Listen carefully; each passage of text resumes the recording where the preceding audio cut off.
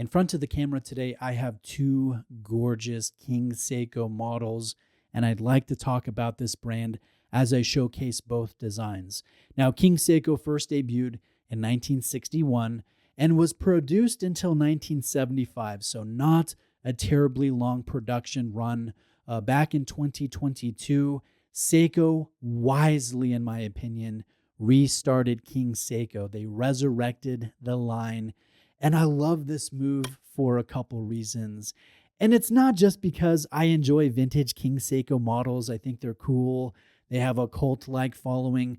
It's not just the nostalgia that I enjoy, although I do think these modern King Seiko models, I think they hit the right vintage notes. No, I think the biggest reason why I enjoy this move is because modern King Seiko fills a void in the market. Thank you to Exquisite Timepieces for lending in these two King Seikos for a presentation. I've worked with Exquisite for years now in creating luxury watch content. They carry Seiko, King Seiko, Grand Seiko. They carry 60 different brands. If you're shopping any of these brands, I recommend Exquisite, and a link is below. Now, how does King Seiko fill a void in the market? On one hand, you have Seiko. They make lovely dressy watches under the Presage family. Most Presage models lie between $1,000 and $2,000. And then on the other hand, you have Grand Seiko, and those they generally run between $4,000 and $10,000. With both Seiko and Grand Seiko, you can find a couple outliers above or below those price ranges, but generally, that's where the brands sit. So there is a big gap in the middle, and I think King Seiko fills that void. It's pricier than a great Seiko Presage, but it's more affordable than an entry-level Grand Seiko. And with my experience with this awesome Japanese brand, I think the quality is closer to Grand Seiko than it is to Seiko, and I'll show the reasons for that throughout this video. Another way King Seiko fills a void in the market is that I think it's successfully unisex, and that's difficult for a brand to pull off. I can easily wear both of these 38 and 39 millimeter diameter watches, and my wife could as well. In fact, when I showed her these two, she showed far more interest in these than in the hundreds of previous watches that I've shown her over the years of creating watch content. So I would love sharing one or possibly both of these King Seikos with my wife. I'll size one for her wrist, let her enjoy it for a time while I enjoy the other, and then we flip-flop. We change the links and we enjoy the other. I think that would be pretty fun personally, though my wife is not crazy into watches like I am. Now, let me show you the details of each watch because this is where I think the quality really comes through. And I'll start with my favorite of the two, which is this lighter SJE 107. So under the macro lens, note the gorgeously intricate floral textured dial paired with an uncommon fume color of light lavender. You just don't see watches like this in the market. The Dauphine style hands are sharp and crisp as can be. The applied polished markers are fantastic looking. And then notice the 12 textured marker. The minute crisscross effect there, I think does a good job of capturing and reflecting a little bit more light. Now the main logo is applied, the date is framed, and King Seiko and automatic is expertly printed on this undulating dial surface. Everything on the dial is noticeable under a sapphire crystal with inner anti-reflective treatment applied. And again, the dial just stands out. It looks phenomenal. In fact, I like this better than many Grand Seiko dials. Now let's switch over to the SJE 111. This one has a soft, almost velvet-like royal purple texture. Again, a very uncommon dial color in the market. And the finish is slightly reflective. There's no fume color applied here, but there is a sunray effect to the purple color. and I think it is gorgeous. Notice the applied markers and the handset are a little bit different on this one. The 12 marker has a special texture that's more chevron-like, a little bit larger in the decoration. And then the other applied markers have a Grand Seiko-esque micro ridges that are applied to the top of the marker to help capture a little bit more light play.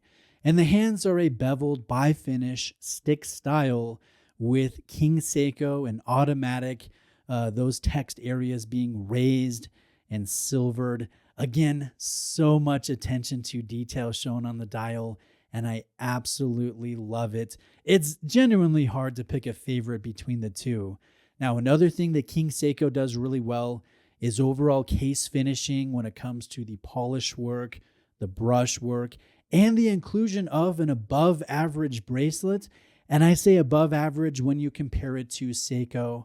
Bracelets that really add a lot of light play, weight, and overall value to the package. It's refreshing to see good bracelets placed on both of these King Seiko models. Now, the 107 is called a KSK case, and this is a near 1-to-1 of a design that debuted back in 1965. And that was the same year as Seiko's first diver release, the 62 MAS.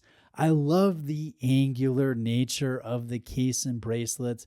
I like all of the brush finishing being the dominant finish with just a restrained use of high polishing. And although this one is slightly smaller in diameter compared to the other King Seiko, because of the powerful stance of the lugs, I think this one wears a little bit larger than the other. Now, this one is called the 111.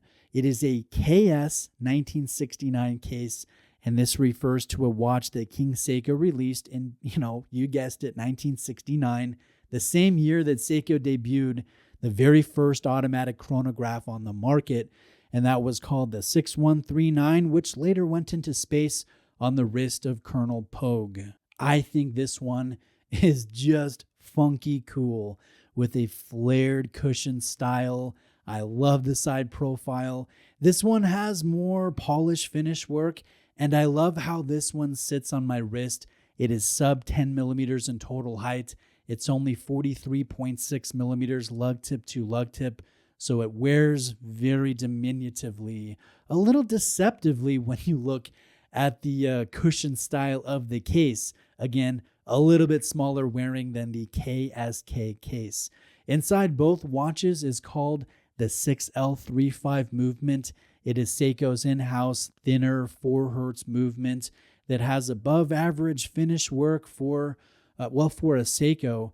Think of it as a thin ETA 2892 competitor with very similar dimensions and specifications, right down to the regulation system and the power reserve value. Admittedly, it's not a super prestigious movement, but it's no slouch either.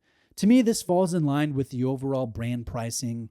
It is better than a 6R that you would get in a Seiko, but inferior to a 9S that you would get in a Grand Seiko. Neither is visible because these King Seikos have closed stainless steel case backs with a decorative design in the center. Now, let's end with this one question.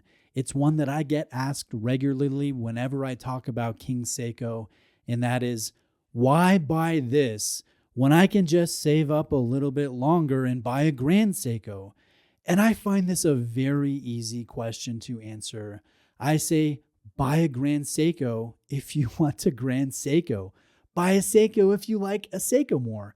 Buy a King Seiko if you want a King Seiko. Watch collectors, they sometimes set up false equivalence fallacies or false dilemma fallacies, maybe inadvertently, but I know collectors who can afford multiple 5-figure watches. They commonly buy 3 or 4-figure watches, and they do it because they like what they see. So you don't have to limit yourself to the very most expensive watch that you can afford, although some do that. I say buy what you're comfortable with, buy what speaks to you, whatever the case may be. Some watch collectors are on a capped budget. Maybe they want a Grand Seiko, but price-wise, It's just not realistic or not in the cards, but a King Seiko could be, especially with a discount. So in that case, why not enjoy 90% of a Grand Seiko with the King Seiko name and King Seiko pricing? On the other hand, some watch collectors are only comfortable with affordable Seikos. So in that case, pass up King Seiko, pass up Grand Seiko, and buy a lovely Presage, because there are some excellent ones on the market in that regard. So ultimately, this is what I think. If you like retro watches, if you like thin watches, if you like non-predictable watches, watches with history, watches with intricate dial work, watches that are sub 40 millimeter, King Seiko is right up your alley. So go check one out if you can. I think you'll be surprised. Both of these two have made my own ever-growing list of watches that I want to buy. I think I'll probably go 107 first, but that could definitely change upon more reflection. I'm just genuinely impressed with both. Thank you to Seiko for resurrecting King Seiko and releasing stunners like these two that I enjoy and that, again, I think fill a void within the market. Let me know what you think. Let me know if you have any questions. Please like this video if you got something from it or appreciated it. Check out Exquisite Timepieces, and please subscribe for more content like this. Thanks.